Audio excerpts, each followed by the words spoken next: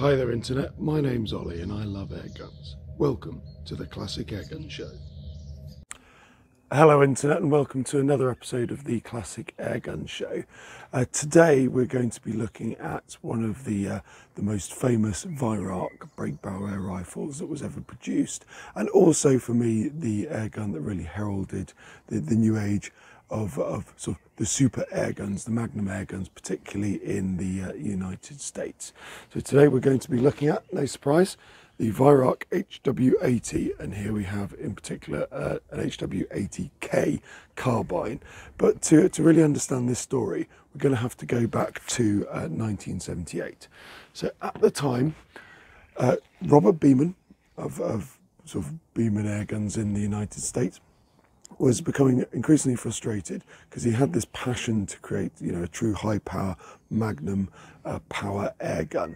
And at the time, he was working very closely with Weihrauch, and he was marketing the HW35 under the Beeman name in the United States. And he was incredibly frustrated why the HW35, which was a big, heavy rifle, could not produce the same velocities as the fine vert barrel, so the 124, 127. Which is this rifle here.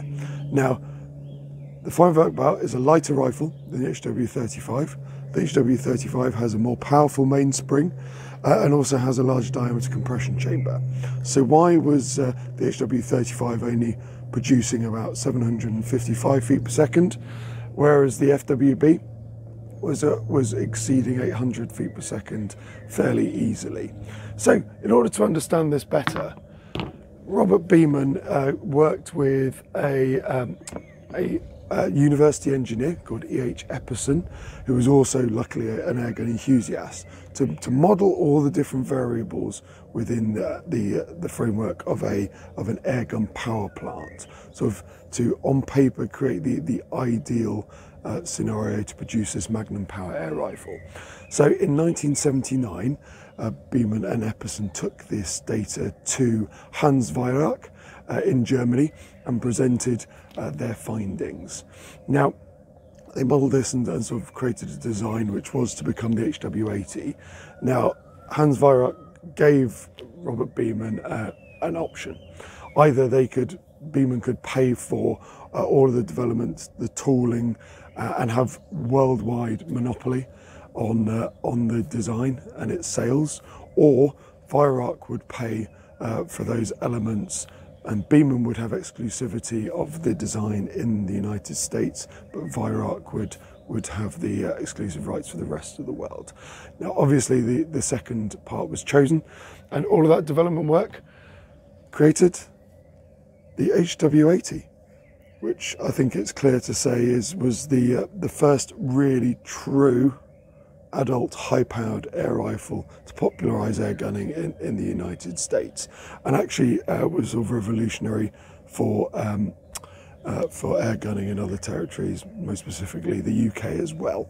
So key principles of this: so it's got a very much larger compression chamber. It's a big, heavy rifle. It is sort of 8.5 pounds in the standard rifle format. And it is a very man-sized, or I should say adult-sized air gun. So we start at the muzzle. So key features of this: this is a K. The normal full-length barrel was about sort of 3.5, 4 inches longer. In terms of the earlier models, so the first models came out particularly in the States with a very sort of stylish stock, which had an angle at the front. I'll try and put some pictures in.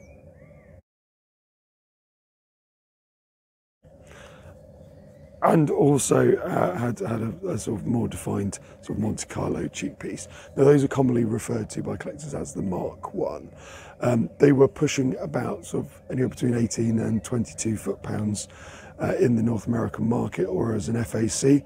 But it's interesting to note that the Mark I's very popular in the UK because a lot of them seem to have slipped through the net, pushing at about sort of 15, 16 foot-pounds. Obviously, the responsibility is on the person who owns the air rifle, not to the manufacturer, to ensure that it's being possessed and sold legally. But obviously at the time, before chronographs were widely accepted, HW80s quite rightly deserved a reputation for being very powerful, and in many cases it's because they were. So look, the 12 foot-pound UK version is very much sort of tuned down. But look, let's go back to the early stages. So if you want to sort of age your HW80, you can, as I say, the Mark 1s, to use that collector's parlance, had the slanted stock with a different butt section. The sort of middle-aged ones, which is what this is, you can see it. They basically here on this side of the cylinder block bit of the safety, it's completely clean, and the muzzle is just a normal choked barrel.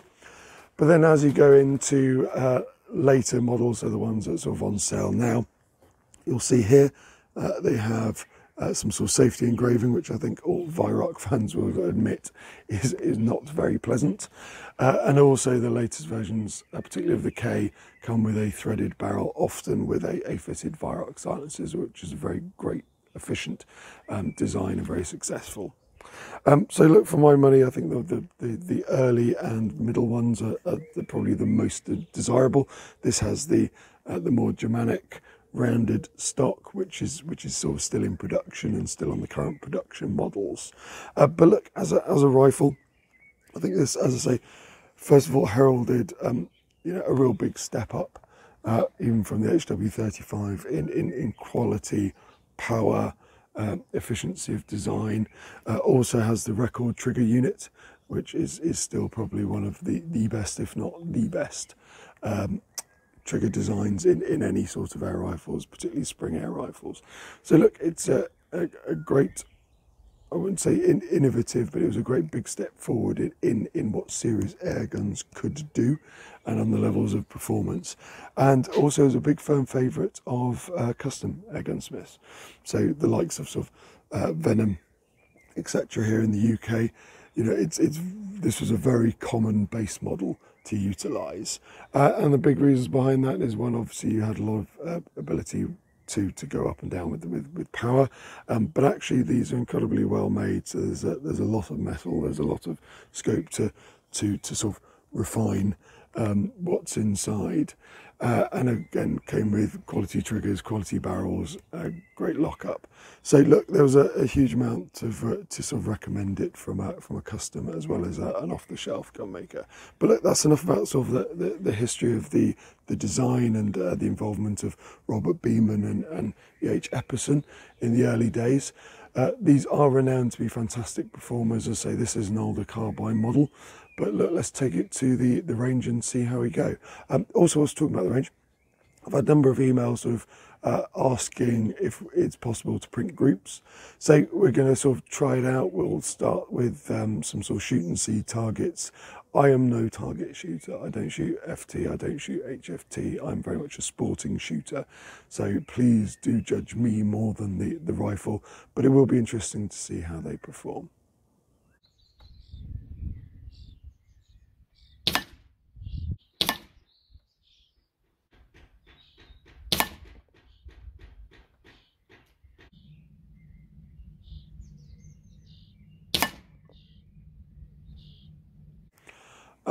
So there we go. Predictably, it shot very well. It shot easily as well as I can.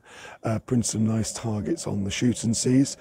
So I hope that was a bit more entertaining than just seeing the spinners going around. But just to sort of recap. So this is an HW80K, a rifle still in production since it first came out in the early 80s. Big thanks to sort of Robert Beeman and Hans Weihrauch for sort of taking on board the science to produce, again, what really can be considered the first really full-sized, powerful adult Magnum air rifle, and the father of all of, you know, when you see people shooting 100 foot-pound day states in FXs today, really that whole trend owes its genesis to the Magnum power of the HW80. But look, I hope you've enjoyed this. We will be having more rifles from Weihrauch and other manufacturers coming up soon. If you have enjoyed that, please do like and subscribe. Subscriber numbers are really important, and thank you to everyone who has. And if you do want to get in contact, I will, as always, leave the email address for the channel at the end of the video. But thank you, take care, and see you at the next episode.